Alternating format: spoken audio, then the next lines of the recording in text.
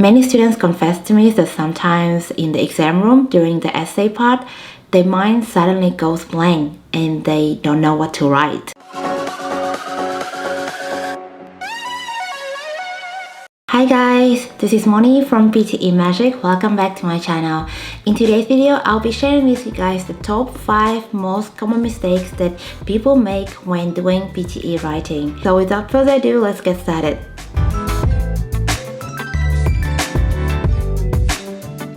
The first common mistake that I noticed when checking countless of writing homework in the last 4 years is a grammatical error which is related to subject-verb agreement. Most of the concepts of the subject and verb agreement are quite straightforward, but the exceptions to the rule sometimes can make it more complicated. But here are the few examples that you should remember when it comes to the subject and verb agreement. Subjects and verbs must agree in number. This is the cornerstone rule that forms the background of the concept.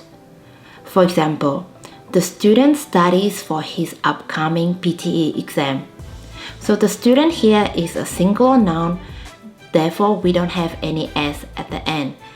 And the verb is studies, which is singular verb, that's why we have s. Another sentence is the students study for the upcoming PTE exam. The students here is a plural noun, which is why we have s. And the verb study is a plural verb, so no s is added here.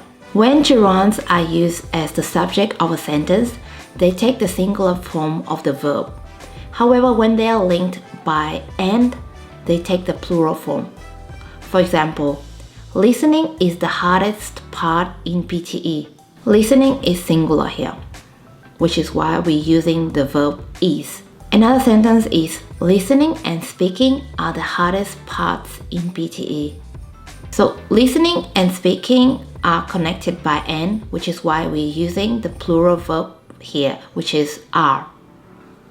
If two infinitives are separated by and, they will take the plural form of the verb. For example, to read and write well in English require lots of practice. So the verb require here is plural verb. We don't have any s. And there are two infinitives, which are to read and to write. A collective noun such as team or staff can be either singular or plural depending upon the rest of the sentence. Typically, they take the singular form as the collective noun is treated as a cohesive single unit. For example, the team is working on creating PTE question bank. Here we use the verb is, which is singular verb. These rules are quite straightforward, but trust me, I lost count of how many times students make these mistakes in the exam room. So it might be due to the time pressure that you get, or maybe because of the anxiety that happens during the exam room. Either way, make sure that you check your grammar carefully so that you don't lose those precious writing points. The number 2 mistake is mixing American and British spelling. Those of you who notice 2 different spellings for the same word but do not know which one is correct, you must know that they both can be correct. Words like favor or color can also be written as favor or color without U. The difference is that one follows the British spelling and another follows the American spelling. The tricky part is that you can only follow one pattern in your answer. So it doesn't mean that you have to use a particular spelling in all of your writing tasks, but in a particular task, for example, in one summary written text, if you've chosen to write in British spelling, then everything must be written in British spelling. You can't mix 2 together, and you can also check that in the PTE official score guide. Using both spelling of favor and color in your essays will show the lack of understanding of those 2 types of spelling. And it's like an accent. You can't mix 2 accents while speaking, so don't mix those 2 spellings. Try to remember a few important rules when it comes to US and UK spelling and be consistent in your writing part. Number 3 is not following the word count limitation. Even though the word count limit is given for each task, students somehow still manage to go under or over the word limitation. So for example, in summary written text, you are only allowed to write from 5 to 75 words For the essay writing, it's 200 to 300 words, and for summarized spoken text, you can only write from 50 to 70 words. When it comes to PTE essay writing, you only have 20 minutes to write an essay of 200 to 300 words. A good idea is to use a template to help you save time. And also the tricks that I use is I tend to begin writing an introduction, and after introduction I start writing my conclusion. The reason why I do this is because the body part will take time to write, and if you write conclusion straight away, then you don't have to worry about it later on.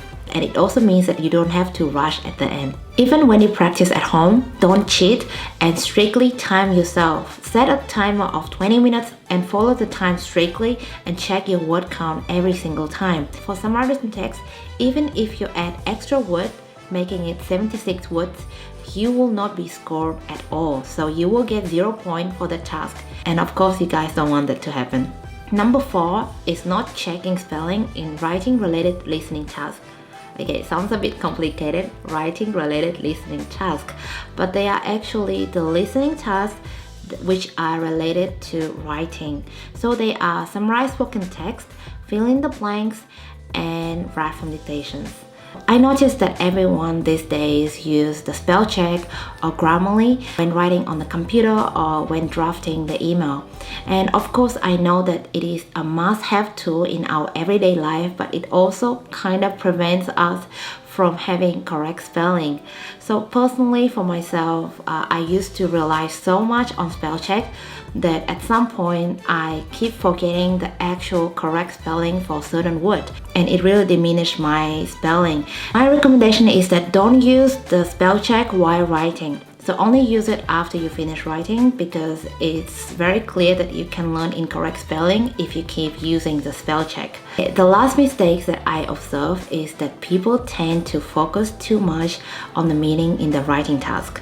Many students confess to me that sometimes in the exam room during the essay part, their mind suddenly goes blank and they don't know what to write.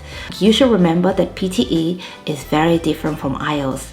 And the secret is, between us, you don't need to actually focus too much on the meaning. At the end of the day, it's a computer test. No one will be reading your essay, and as long as you have good keywords, spelling, and grammar, then you're good to go. For essay, never try to write a complex essay.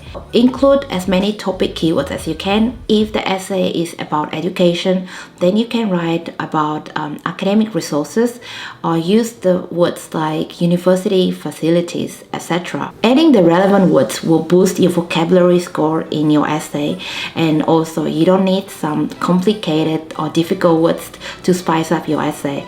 Just paraphrasing will be enough. You need to make sure to practice writing few essays on different topics prior to the real test. Go through some common vocabulary for different topics so that you don't get lost when you go to the actual test. Only 20 minutes is given for your essay, so using a template will be a great idea, and plus it will help you to reduce some grammatical mistakes. For summarized written text and for summarized spoken text, it's also the same thing. Don't try to focus too much on the meaning. It's all about your keywords, your content, and also your grammar and your spelling.